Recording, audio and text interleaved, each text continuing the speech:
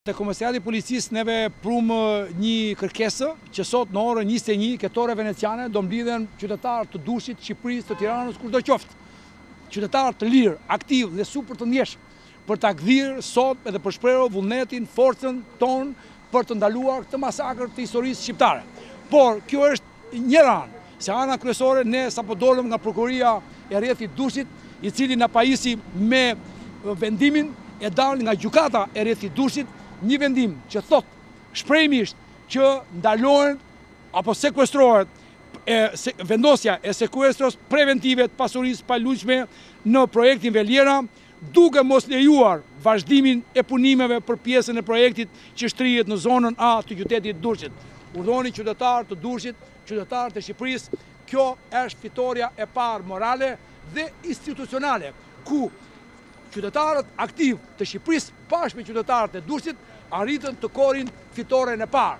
Dhe nesër, apo mëngjes, apo sot në darkë, do vendoset flamuri i fitores në fitoren veneciane, ku do shprehet pikërisht ky vendim që gjykata e shkallës parë thot seksion i ndaluar, ndërsa gjykata e rrethit Dushit thot gjithë zona A, pikërisht atë që thot ligji shqiptar. Sot kemi 4 vendime që gjykata e shkallës parë, vendimin e gjykatës së rrethit Dushit, të përmarrimit të KLSH-s, mbështetjen e presidentit 5, mbështetjen e prokurorisë 6, mbështetjen e UNESCO 7 dhe sot mblidhemi në tore veneciane gjithë bashkë Këshilli i Evropës, e cila mblidhet tani. Më datë 16 Këshilli i Evropës është duke diskutuar për një rast flagrant, një rast të tmeshëm, që edhe ISIS nuk ja bën këtë lloj vepre makabre qytetit vet. Gjykata administrative Durrës, gjykata e rrethit Durrës tregon se ky projekt ka 2 këmbë të ndaluara. Duke qenë se ka 2 këmbë të ndaluara, Kali nuk mbahet me 2 këmbë, po do 4 këmbë. Rrjedhimisht dhe logjikisht, ky projekt duhet të ndryshojë.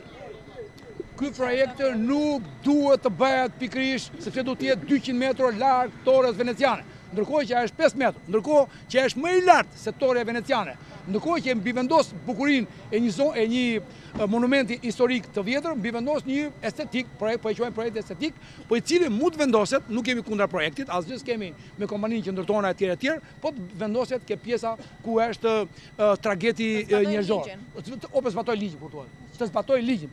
Zona A është e paprekshme. Neni 30.2 thot që nuk lejohet asnjë lloj ndërtimi për çdo lloj qëllimi qoftë ai në zonë A arkeologjike. Kjo është strikt dhe do ta shikojë Shqipëria se sa do përgjigjet kundrejt UNESCO-s, kundrejt institucioneve të monumentet të kulturës të botës apo të Europës, e cila kjo qeveri ka firmosur një projekt me Bashkimin Evropian dhe kjo bashki për të ringjallur dhe për të rifreskuar, rivitalizuar pjesën arkeologjike dhe jo për ta mbytur atë.